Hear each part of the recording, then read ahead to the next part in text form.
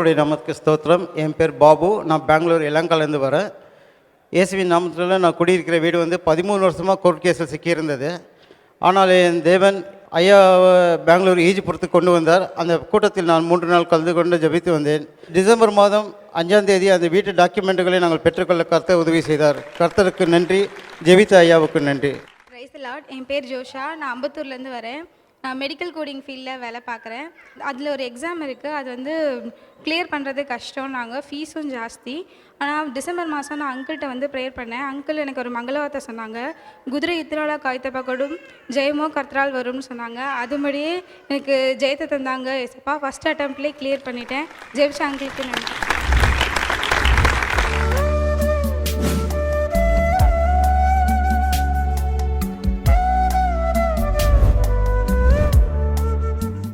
கிறிஸ்துவுக்குள் மிகவும் பிரியமான எனதருமை சகோதர சகோதரிகளை, நம்மை சிருஷ்டித்தவரும் நம்மை உண்டாக்கினவரும் நம்மை ஒருபோதும் மறந்து போகாதவருமாகிய இயேசு கிறிஸ்துவின் இணையற்ற நாமத்தினாலே உங்கள் எல்லாரையும் வாழ்த்தி ஆசீர்வதிக்கிறேன். அல்லேலூயா.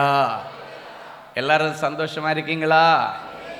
இந்த நாளிலும் ஆண்டவருடைய பாதப்படியில் அமர்ந்து, ஆண்டவரே, இந்த கிறிஸ்மஸ் பண்டிகை நாளிலே என் பிள்ளைகளுக்கு ஆண்டவர் சொல்லுகிற மங்கள வார்த்தை என்ன வார்த்தை சொல்லி என் பிள்ளைகளை நான் ஆசீர்வதிக்க ஆண்டவர் விரும்புகிறேன். தேவ சமூகத்திலே கண்ணீரோடு ஜெபத்திலே தரித்திருந்த பொழுது கர்த்தர் நமக்கு கொடுத்த மங்கள வார்த்தை லூக்கா எழுதின சுவிசேஷம் 2ஆம் அதிகாரம் 11வது வசனம் வாசிப்போம். இன்றைக்கு கர்த்தராகிய கிறிஸ்து என்னும் இரட்சகர் உங்களுக்காக தாவீதின் ஊரிலே பிறந்திருக்கிறார். உலக வரலாற்றை 2ஆக பிரித்து, அப்படின்னாச்சுன்னா கிமு கிபி என்று சொல்லி உலக வரலாற்றையே பிரித்தது இயேசு கிறிஸ்துடைய அற்புதமான பிறப்பு. இயேசு கிறிஸ்துடைய பிறப்பிற்கு முன்னால வரைக்கும் பழைய ஏற்பாட்டு காலம் என்று சொல்லப்பட்டிருக்கிறது. கிறிஸ்து இயேசுடைய பிறப்பிற்கு பின்னாடி உள்ள காலம் புதிய ஏற்பாட்டு காலம். அந்த பழைய ஏற்பாட்டு காலத்திற்கும் புதிய ஏற்பாட்டு காலத்திற்கும் இடைப்பட்ட அந்த கால வழியை அரசாங்கம் உலக ரீதியாக கிமு கிபி என்று வரையறுத்திருக்கிறது. உங்களுக்காக தாவீதின் ஊரிலே பிறந்த இயேசு இன்றைக்கு உங்கள் இருதயத்தில் ஆண்டவர் இன்னைக்கு பிறக்கிறார். எத்தனை பேருக்கு சந்தோஷம்? இயேசு சுவாமி மட்டும் உன் வாழ்க்கையில் வந்துட்டார்னா உன் பிரச்சனை எல்லாம் போயிடுச்சு. அல்லேலூயா. என் அன்பு தேவனுடைய பிள்ளைகளே, பிறந்த இயேசு கிறிஸ்துவை பார்க்க வயசான ஒரு தாத்தா, அவருடைய பெயர் சிமியோன் என்று சொல்லப்பட்டிருக்கிறது. அந்த சிமியோன் இஸ்ரவேலின் ஆறுதல் வர காத்துட்டு இருந்தானா. அப்படின்னா ஆண்டவருக்கும் அவனுக்கும் இடையில ஒரு அக்ரிமெண்ட். இயேசு சுவாமியை பார்க்காம நீ சாக மாட்டடா. ஒரு வயசான தாத்தா. அல்லேலூயா. இயேசு கிறிஸ்துவனுடைய பிறப்பை பார்க்காம நீ சாக மாட்ட, அவரை பார்ப்பாய். அப்போ இயேசு கிறிஸ்துவ தேவாலயத்திலே கொண்டு வரும் பொழுது அவருடைய கைகளிலே ஏந்தியவன் சொல்லுகிறான், என் இரட்சணியத்தை என் கண்கள் கண்டது. ஆமென். அன்னைக்கு சிமியோன் 2000 வருஷங்களுக்கு முன்பாக இரட்சகராம் இயேசுவை குழந்தை வடிவிலே கையில் ஏந்தினான். ஆனால் இன்றைக்கு முழுமையான இயேசு கிறிஸ்துவை உன் இருதயத்திலே ஆண்டவர் இன்றைக்கு கொண்டு வருகிறார். ஹல்லேலூயா. இன்றைக்கு குழந்தை இயேசுவாக அவரை பார்க்காதிருங்கள். அவரை உயிர்த்தெழுந்த தெய்வமாக, அவருடைய உயிர்த்தெழுந்த வல்லமையோடு உங்கள் மத்தியிலே அவர் இறங்கி வந்திருக்கிறார். அவரை உள்ள முழுமையான தெய்வமாக உங்கள் இருதயத்தில் நீங்கள் ஏற்றுக்கொண்டு அவரை சுமந்துட்டு போங்க. உன் சத்துருக்கள் எல்லாம் உங்ககிட்ட சமாதானமாக வருவாங்க. அல்லேலூயா. உங்களை அடிக்கணும்னு வர்றவன் கூட அப்படியே அமைங்கிடுவான், பதுங்கிடுவான். ஆமாம், எனக்கு தெரிந்து நான் ஒரு முறை ஒரு ஊழியத்திற்கு போகும் பொழுது பாஸ்டர் பேசிகிட்டே இருக்கார் ஸ்டேஜில். நான் போகிறதுக்கு கொஞ்சம் முன்னாடி தான் இந்த சம்பவம் நடக்கு. அவர் பேசிகிட்டே இருக்கார். கூட்டத்தில் இருந்த ஒருத்தன் அப்படியே ஸ்டேஜுக்கு சும்மா வர்ற மாதிரி வந்து அவர் அடிக்கிறதுக்காக கை வாங்கி இப்படி தாட வரைக்கும் வந்து கை அப்படியே நின்றுட்டு அவனால் அடிக்க முடியலை. ஏன் தெரியுமா? இயேசு அவனுக்குள்ளே இருந்தார். நான் போய் ஸ்டேஜில் ஏறின உடனே முதல் செய்தி இதுதான், இயேசு இங்கே இருக்கிறார். வாங்கி அடிக்கிறதுக்காக வந்தான், கை வாங்கி அவருக்கு கண்ணம் வரைக்கும் வந்தது. அதுக்கப்புறம் அப்படியே நின்றுச்சு. அவனே ஸ்டக்காகி போய் அப்படியே நின்று ஓடியே போயிட்டான் அந்த இடத்துல இருந்து. என் இயேசுடைய பிள்ளைகளை, இன்னைக்கு ஆண்டவர் உங்களை பார்த்து சொல்கிறாரு, உங்களுக்குள்ள இயேசு இருந்தா ஒருவனும் உங்களை தீண்ட முடியாது. ஹல்லேலூயா. உலகத்தின் ஆசாபாசங்களோ அசுத்தங்களோ உலகத்தின் அழிவுகளோ உன்னை நெருங்க முடியாது. ஏன்னா இயேசு அழிவிற்கெல்லாம் அப்பாற்பட்டவர்.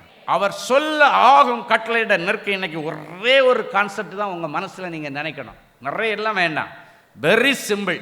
உங்கள் லைஃப்பில் இருக்கிற ஒட்டுமொத்த பிரச்சனையும் இன்னையோட மாறினேன்னா, பிரச்சனையை மாற்றுகிற இயேசு உங்கள் இருதயத்தில் சுமந்துட்டு போங்க, ஆல் கிளியர். ஆமாம், ஒரு முறை ஒரு சகோதரர் சாட்சியில் சொன்னார், 3 கோடி வாங்கிட்டு வட்டி மட்டும் 4.5 கோடி அடைச்சோம், இன்னும் 3 கோடியும் அப்படியே இருக்குதுன்னு சொல்கிறார். ஏன்னா மாதம் மாதம் வட்டி கொடுத்துட்டு இருக்கிறவங்க அப்படி தான், அசல் அப்படியே தான் இருக்குன்னு சொல்லுவாங்க.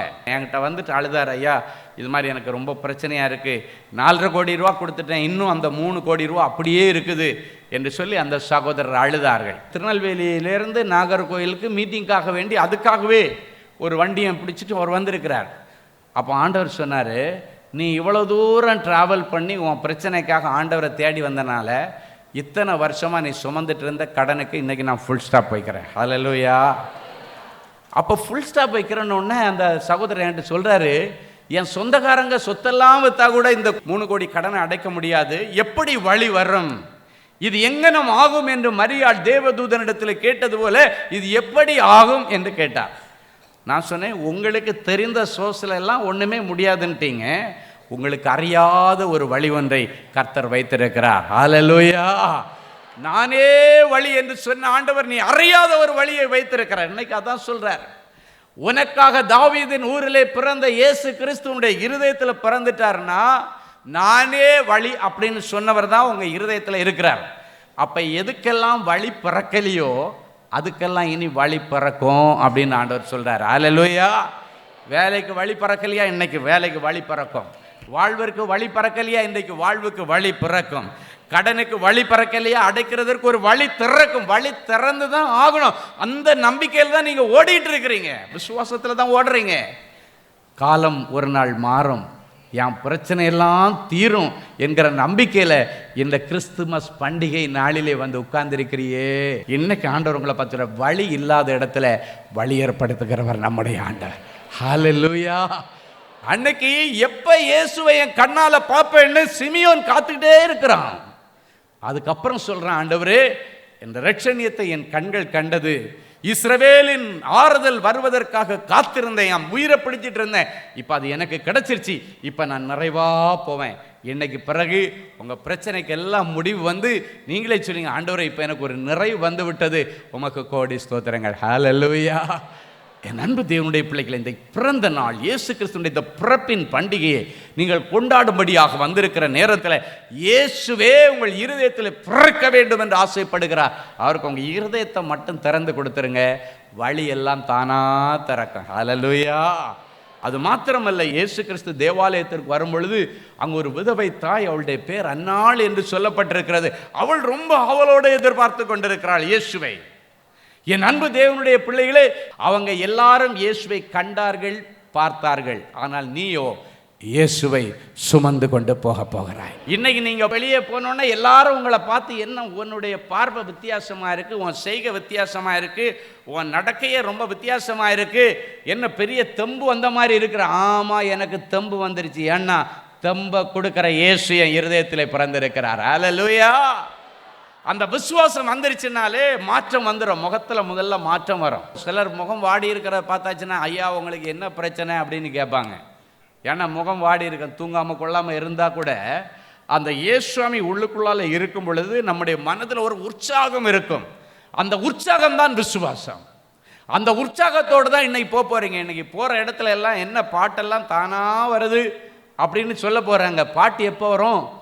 சந்தோஷமாக இருக்கிறவன் தான் சங்கீதம் பாடுவான். இன்னைக்கு பாட்டு தான். கடங்காரன்னு, என்னடா ரொம்ப ஓவராக பாடிக்கிட்டே இருக்கிற, என்ன பணம் கொடுக்க வழி இருக்கா? நீங்கள் சொல்லுங்கள் தைரியமாக, ஒரு வாரம் கழிச்சு வா, வழி பிறக்குன்னு சொல்லுங்கள். ஆமென். இயேசுவாமியை நம்பி ஆண்டவர்கிட்ட ஒரு தவணை கேட்டு, ஆண்டவரே எப்போ சொல்லணுன்னு சொல்லுங்கள், ஆண்டவர் சொல்வார். அப்போ இந்த சகோதரர் போனார். போயிட்டு நான் சொல்லி ஜெபமணி அனுப்பினேன், நீ அறியாத ஒரு வழி இருக்கிறது என்று சொல்லி அவரை அனுப்பிவிட்டேன். கடைசியாக பார்த்தா ஒரு 5 நாள் கழித்து அந்த கடங்காரர் வந்தாராம். வந்து கூப்பிட்டு சொல்கிறாரு, எப்பா நீ எனக்கு 3 கோடி ரூபா தரணுன்னு நீ கடங்காரன்னு நினச்சிட்டு என்னை கண்டா ஒளியிற ஃபோன் இருக்க மாட்டேன்ற. இப்போ நான் தான் உனக்கு கடங்காரன். ஏன்னா நீ 3 கோடிக்கு பல 4.5 கோடி கட்டியாச்சு, இதுக்கு மேலே 3 கோடி ரூபா வேவர் பண்ணியாச்சு, 1 பைசா தர வேண்டாம். கரங்களை தட்டி ஆண்டவர்கள், இதுதான் அறியாத ஒரு வழி. எத்தனையோ பிள்ளைங்க சொல்லுவாங்க 5 கோடி கடன் 4 கோடி ரூபா. ஏய் 5 கோடி தானே, நம்ம அப்பா வெள்ளியும் பொண்ணையும் கையில் வச்சுருவோம், உங்கள் அப்பாவை பிடிச்சிக்கடா அப்படின்னு அவரை பிடிச்சிட்டு போங்க. கடன் எல்லாம் எங்கே தெரிக்குதுன்னு தெரியாது. புதிய வருஷத்தில் போகும்போது ஜீசஸ் என்னை சொல்லிட்டு போங்க, ஜீசஸ் நான் புதிய வருஷத்தில் கடன் இல்லாமல் போக எனக்கு ஒரு அனுக்கிரகம் பண்ணுங்கன்னு சொல்லி நீங்கள் கேளுங்க. ஆண்டவர் கடன்களை அடைத்து உங்களை கொண்டு போவார். ஆமென். ஒரு முறை ஒரு மீட்டிங் போயிருக்கும்போது ஒரு பாஸ்டர் சொல்கிறார் பக்கத்தில் உட்காந்துட்டு, ஐயா இன்னைக்கு 3வது நாள் மீட்டிங், நீங்கள் ஜாலியாக ஹாப்பியாக இருக்கிறீங்க, மக்களுக்கு சந்தோஷமாக செய்தி கொடுக்குற ஹாப்பியில் இருக்கிறீங்க, ஆனால் நான் திண்டாடிட்டு உட்காந்துருக்கிறேன். என்ன பாஸ்டர்னு கேட்டேன். இன்னும் 2 மணி நேரத்தில் மீட்டிங் முடிஞ்சோன்னா மைக் செட்டுக்காரன் வந்து நிற்பான், எனக்கு 3 லட்சம் வச்சுட்டு போங்கன்னு. ஸ்டேஜ் போட்டவங்க வந்து நிற்பாங்க, எனக்கு இன்னும் 1 லட்சம் பாக்கி. அவங்க வருவாங்க, இவங்க வருவாங்க, எல்லாருக்கும். நான் சொன்னேன், மீட்டிங் யாருக்கு நடத்துனீங்க? ஆண்டவருக்கு தானே. முதல்ல உங்களுக்குள்ளால விசுவாசம் வேண்டாம். அல்லேலூயா. ஆண்டவருக்கு மீட்டிங் நடத்தி ஆண்டவருக்கு ஊழியம் செய்து ஒருத்தரும் ஓட்டாண்டி ஆக முடியாது.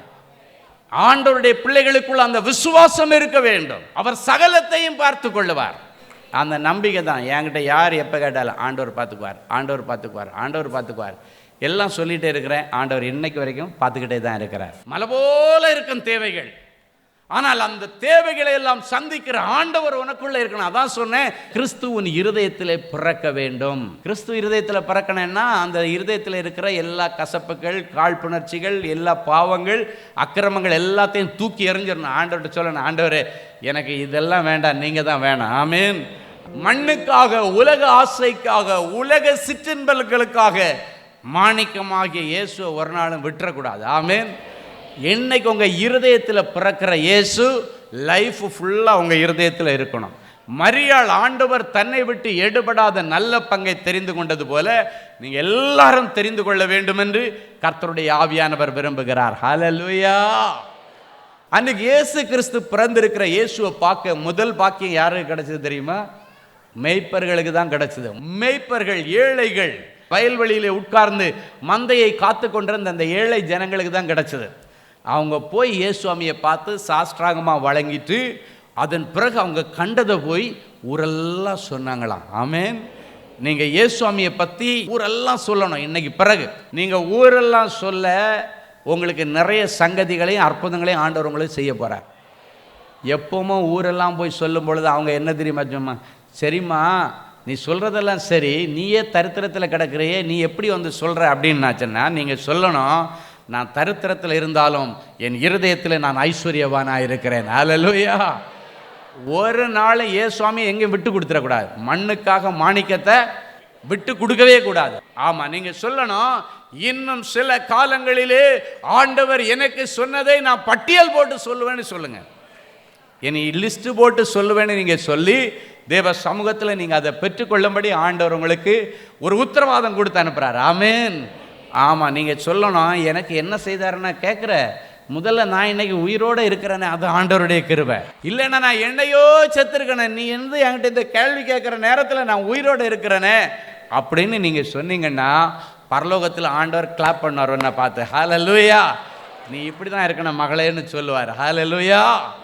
அந்த மேய்ப்பர்கள் வந்து பார்த்ததை போய் ஊரெல்லாம் சொன்னாங்க.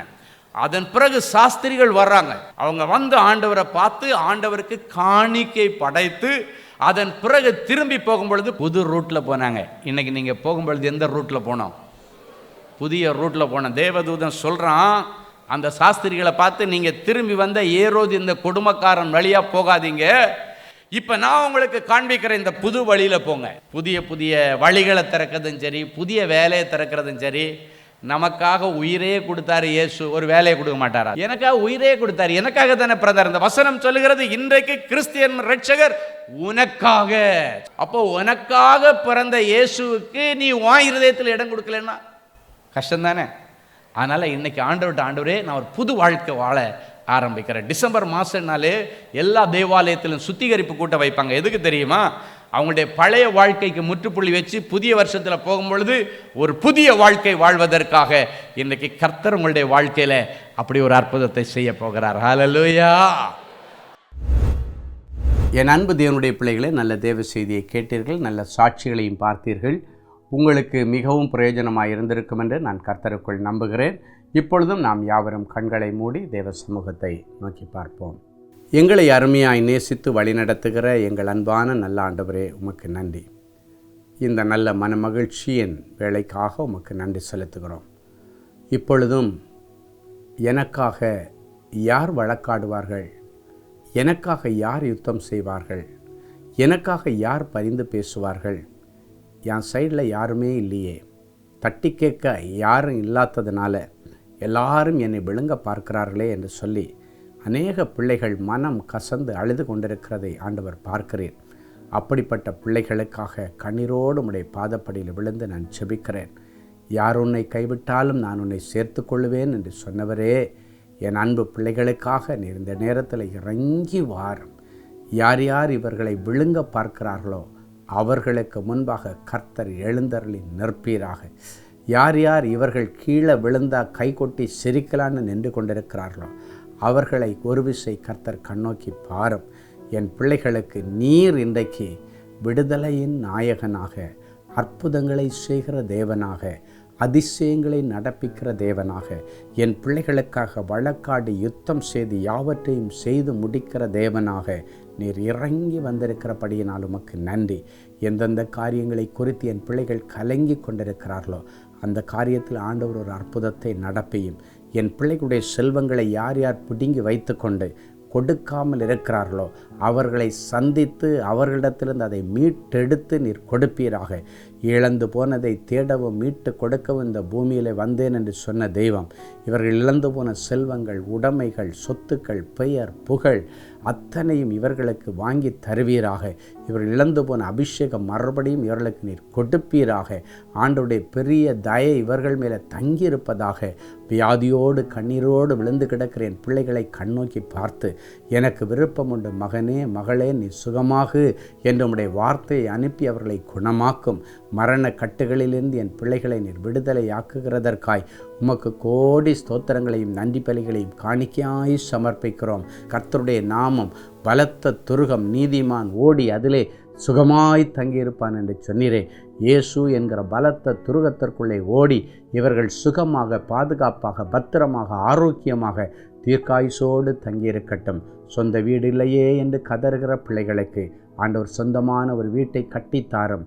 வியாபார ஸ்தலம் வாடகை இடத்தில் இருக்கிறதே என்று அழுகிற பிள்ளைகளுக்கு சொந்த இடத்துல வியாபாரம் பண்ணுகிற கிருபையை இவர்களுக்கு தாரும். குடும்பத்தில் பிள்ளைகள் இன்னும் மனம் திரும்பலை, பிள்ளைகளுடைய லைஃப் செட்டில் ஆகலைன்னு அழுகிற பெற்றோருடைய கண்ணீரின் ஜபத்தை கேட்டு பிள்ளைகளுக்கு மனம் திரும்புதலையும் பிள்ளைகளுடைய எதிர்காலத்தை பிரகாசமாய் மாற்றி கொடுத்து அவர்களை கனம் பண்ணும். நிறைஞ்ச மனசில் இவர்களை ஆசீர்வதிக்கிறேன் இயேசுவின் மூலம் பிதாவே, ஆமென், ஆமென்.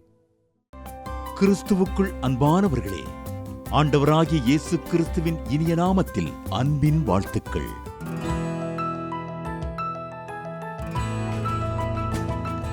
எங்களுடைய மார்வெல் திருமண தகவல் மையத்தை ஆன்லைன் சேவை மூலம் உங்களுக்கு அறிமுகப்படுத்துவதில் நாங்கள் மிகுந்த மகிழ்ச்சி அடைகிறோம்.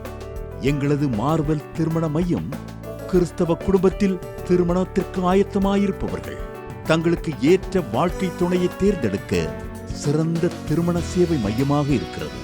மேலும் மார்வெல் திருமண தகவல் மையத்தில் நீங்கள் பதிவு செய்வதற்கு எங்களது இணையதள முகவரி www.marvelmatrimony.com மற்றும் அலைபேசி எண் 7824855999 என்ற எண்ணிற்கு தொடர்பு கொள்ளலாம்.